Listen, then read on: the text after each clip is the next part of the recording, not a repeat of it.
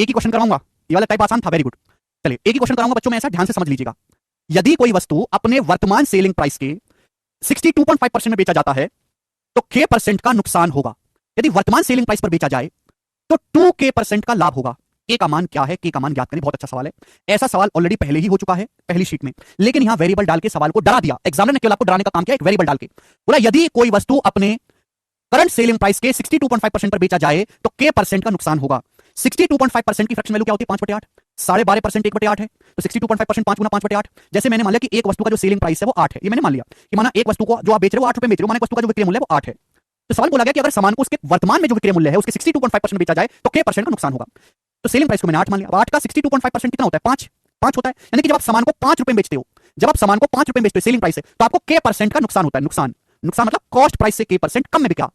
अब बोला ये गया आगे, यदि वर्तमान विक्रय मूल्य पर बेचे तो 2k% का लाभ होता है। भाई हमने सेलिंग प्राइस को माना कितना? 8। करंट सेलिंग प्राइस को हमने 8 माना है। अगर हम करंट सेलिंग प्राइस पर ही वर्तमान विक्रय मूल्य पर बेचें तो हमको 2k% का प्रॉफिट होता है, 2k% का हमको लाभ होता है। तो आपसे पूछा के का मान ज्ञात करें, के का मान क्या है? तो हमने क्या सिखाया? परसेंटेज में डिफरेंस बराबर रुपए में डिफरेंस। पहले 5 रुपए में बेच रहे थे तो k% का लॉस है, अब 8 रुपए में बेच रहे हैं तो 2k% का प्रॉफिट है। तो परसेंटेज में कितना डिफरेंस है? जवाब दीजिएगा। तो आप कहोगे सर 3k% का, 2k में से माइनस के घटाएंगे 3k% का। रुपए में कितना फर्क आया? पहले 5 रुपए में बेच रहे थे, 8 रुपए में बेच रहे थे, तो रुपए में फर्क आया मेरे दोस्तों 3 रुपए का। रुपए में फर्क है 3 रुपए का। आप बोलोगे हाँ जी सर बिल्कुल सही। यानी कि k% का मतलब क्या है? k% का मतलब 1 रुपए के बराबर है, 3 से 3 कट गया 1 रुपए का। क्लियर? आप बोलोगे हाँ जी सर बिल्कुल सही। परसेंटेज में कितना डिफरेंस है? 3k% का। रुपए में कितना फर्क है? पहले 8 रुपए में रहे थे, पहले 5 रुपए में 8 रुपए मेरे दोस्तों, तो 3 का फर्क है, 8 और 5 3 का डिफरेंस, तो k% का मतलब 1 रुपए। आपको निकालना है के का मान। सुनो, k% का मतलब है, k% का मतलब है 1 रुपए, 1 रुपए। ठीक है, लॉस है तो माइनस 1 हो जाएगा। अब आप मुझे खुद बताओ मेरे दोस्तों, आप मुझे खुद बताओ आपको के का मान निकालना है। के का मान यहां से निकलेगा, पहले के से, यहां से तो 2k निकलेगा, मुझे 2k नहीं चाहिए, के का मान निकालना है। सुनो, आप यहां से पेन को 5 रुपए बेचते हो, वस्तु को 5 रुपए बेचते हो और आपको 1 रुपए का नुकसान होता है, तो उसका कॉस्ट प्राइस कितना होगा? 6 रुपए हुआ।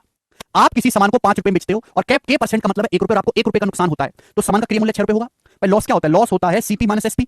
आपने सामान को 5 रुपए में बेचा और आपको 1 रुपए का नुकसान हुआ, k% मतलब 1, तो उस वस्तु का जो क्रय मूल्य होगा 6 रुपए होगा। 6 पे का नुकसान कराओगे तो 5 रुपए का, तो 6 रुपए का 6 रुपए है सीपी।